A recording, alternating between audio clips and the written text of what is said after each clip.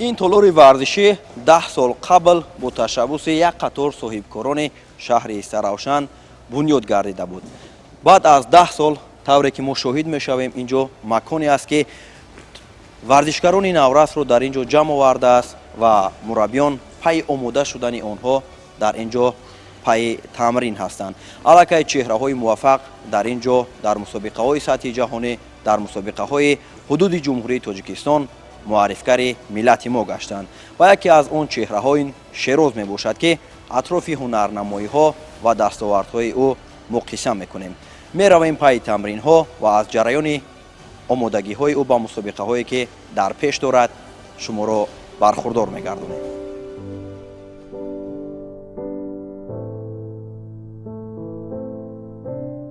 قهرمان برنامه ما دستپرور مؤسسه دولتی مکتب ورزشی رقم 1 شهر سرافشان بوده سالهای زیاد است که در تالار ورزشی اوزر مشق میکند و با بهترین دستاوردهای ورزشی دست یافته است. هدف و مقصد اساسی او معرفی کردن تاجیکستان در عرصه جهانی می باشد. از این رو غنی جان پیوسته به تمرین مشغول است و پای عملی شوی آرزوهایش حرکت کرده ایستاده است.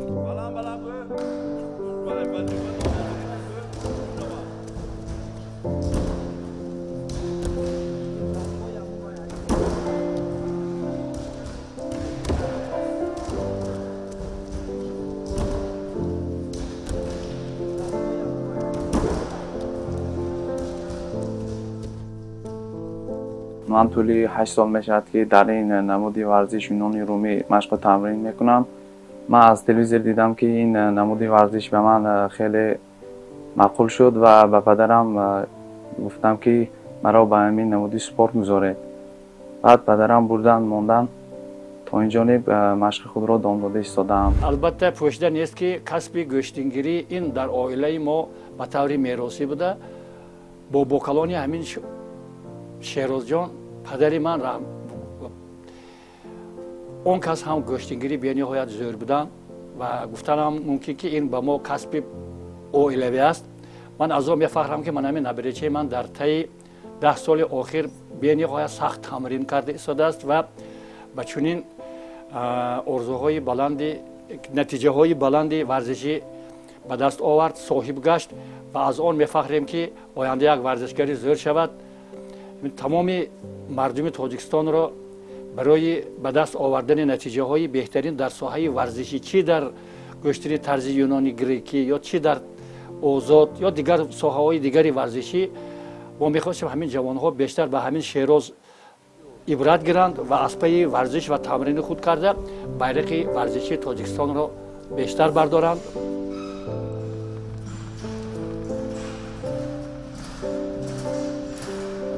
در تقدیر هر یک شخص عائله و والدانش نقش بزرگ می‌بازند. محض محیط عائله برای موفق شدن کودک زمینه فراهم می‌آورد. والدین غنی جان هم از ابتدا تلاش می‌ورزیدند که دقت فرزندشان را به این نمودی ورزش جلب نمایند. از این رو او را به یکی از تالارهای این رشته ورزش گذاشتند تا که آرزوهای داشته‌شان را برآورده گرداند.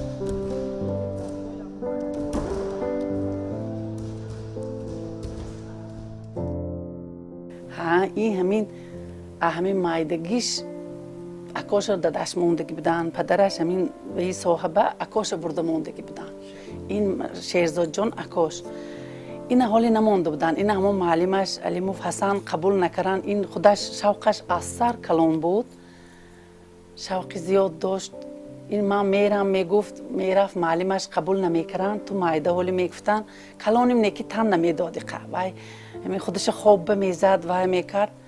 این اثر همین روام همین گلش به همین وی سپورت اثر بود دیگه. همون 7 ساله بود 8 ساله بود همین گیتی میرفت می اومد. سانی اخیری به گفتن که را پدرت بگو تیان نباشد دکتر گذرانن سپرافکا گرانتیان تیان بیایو همین و یک خیر رفتن دادش سپرافکا گرفتن گذراندن دکتر آوردن معلمش رو سپردن. همون این جانی من 8 سال که این همین کار کتی وای اندرمو شیروز جون از خودش این کسب انتخاب کرد. من رفت جاهای نمایانه گرفت. الهی دو مرتبه عینم بلند شود. من خرسند همین خیلی نبیرم و شدگیش بسیار فخر میکنم. روز رفته من با اپی میوه شده ورزش شده بود مرتبه های بلند صاحب شود دیگر جا ها برفته جای نمایان علیه کرده بیرق تاجیکستان بلند کرد افتخاری استرافشان شد فقط اپی همین وای کرمیستیم که ناز برومد می مثال جا گریش می ساعت سلامت می تلفن کرد وای کرمیستیم دی پرسیده وای کرد که فقط خیال ما همین به اول جای یکم میگیره دو کرده وای کرمیشیم که همین جای یکم میگیره هم مکتی برابر خورده کلونه عزت میکند هونه بی بابا جون بی بچه جون بی جون گم نمیزند پدر و مادرشم بی بابا جون داده جون گم نمیزند خواهرشم آیا جون دو خواهر دارد یک گون زبون شیرین همه بپسند و منظور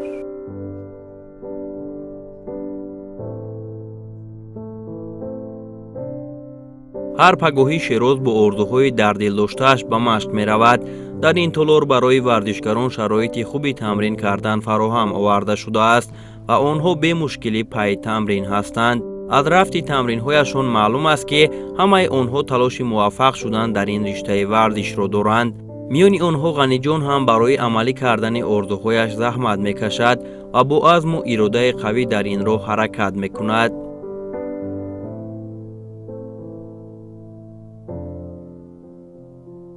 الهی همین چه ارزی نیتی که باشد رسد بیدر شود بیران شود و فقط جای یکو میگشته مونو خورساند کرده مون اپشتی همین خورساند شده فخر کرده. албатта ки ҳамеша барои оғоз кардани тамрин дар дил хоҳ намуди варзиш варзишгарон пайи гарм кардани бадан машғул мешаванд. инҷо низ тамринро ҳамин гуна оғоз карданд ва мураббӣ дар талоши он аст ки машғулиятҳо барои ин наврасон шавқовар гузарад. кӯдакон бошанд кӯшиш мекунанд ки ҳар як амалу ҳаракатҳои устодро дурусту бехато такрор намоянд то ки ҳангоми ҳунарнамоӣ муваффақ шаванд.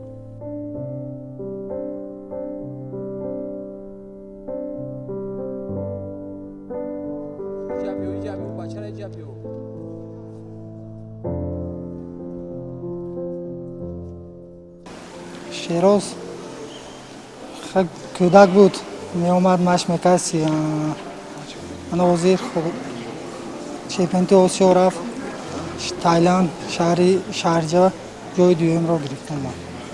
شیراز وقتی که یاش اومد اونجا معلوم بود که آیندهش های بچه غیرتش مشق خودش مشق میکرد شوق کتی مشق میکرد حرکت میکنیم که المپیاده به لیسنس گرفت و اشتراکچی المپیاده شد میدیم. شیراز در سال 2024 در چمپیوناتی آسیا مدال نقره گرفت که ما امید میبندیم که در سال 2025 نقره با طلا عوض میکنند. مشقای زیادتر میکنیم امید میبندیم که با مدال طلا به وطن برگردند. چندین سال شد قطعا مشق کردم گوشتینگیسه چند مسابقه‌های جایزه‌دار چمپیوناتی آسیا و چندین سال شد چمپیونات جمهوری تاجیکستان در چند جای یکم را گرفت و این چندین سال شد و قطعا مشق کردم. ما آینده مقصد قطعا شیراز با دستای بالا دستاورد شویم، یک جای مشق کردن، یک جای مسابقه‌های بالا بریم. در شهر کلاب یوبیسته مسابقه داریم و همون تیاری دستیم حاضر قطعی شیراز جان مقصد چندین سال شد مشق کردیم با قطعی اجویا میریم نصیب یکون جایزه را اکوم میگیریم. بیا خیر مشق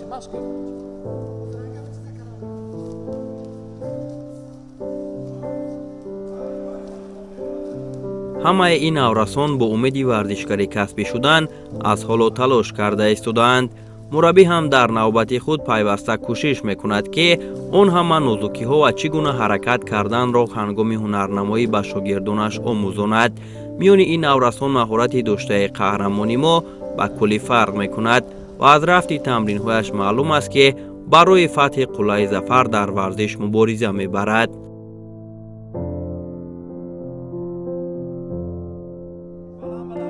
در آینده میخوام که بسیارتر مشق و تمرین کرده و المپیاد 2028 که برگزار میگردد در اون اشتراک کنم.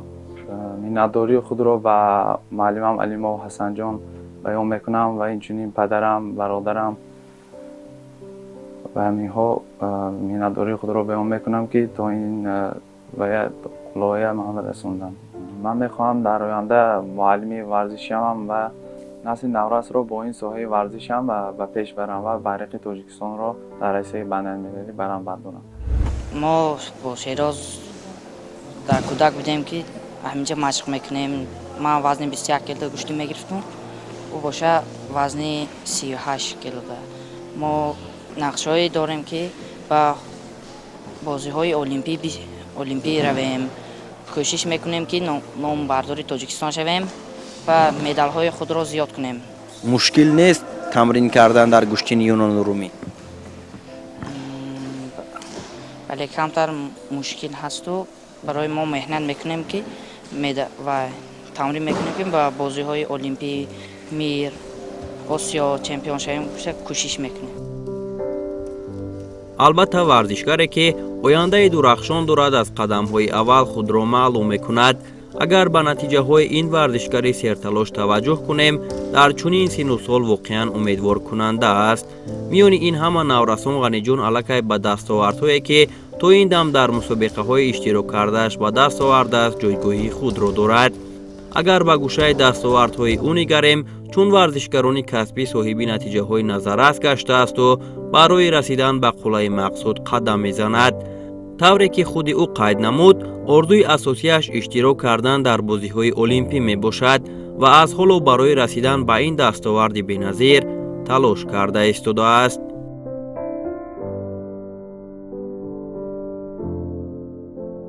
در دوام 8 سال تمرینم من در زیاده از 40 مسابقه اشتراک کردم و در آن جایزه سزاوار جای نمایان را اشغال کردم. از آن جمله در سریلجه تایلند که برگزار در 2024 در آنجا مدال نقره را به دست آوردم.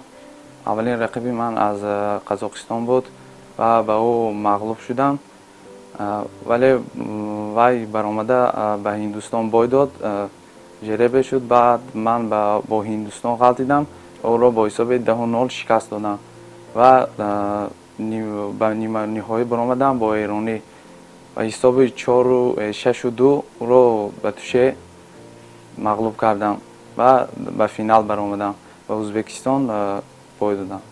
از حسابی که پارتنرم کمتر سست‌تر بود، از همین سبب نتونستم که خود را حمایت کنم. یکی از مسابقه های مهم برای غنی جان این چمپیونات آسیا عاید به گوشتین یونان رومی بود که همراه مربیش حسن حلیموف آمادگی خوب دیده سفر برگشت.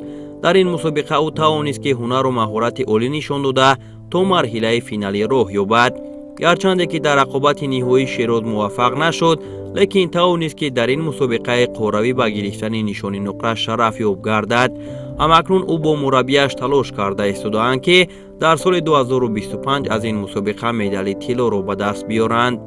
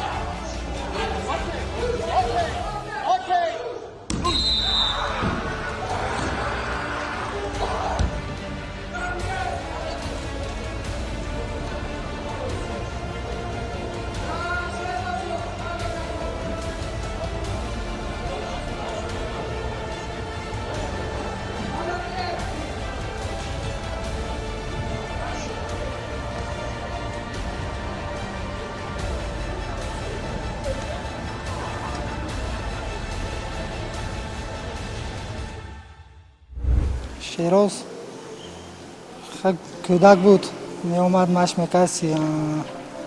وزیر چمپیونات آسیا رفت تایلند، شارجه جای دوم را گرفتم.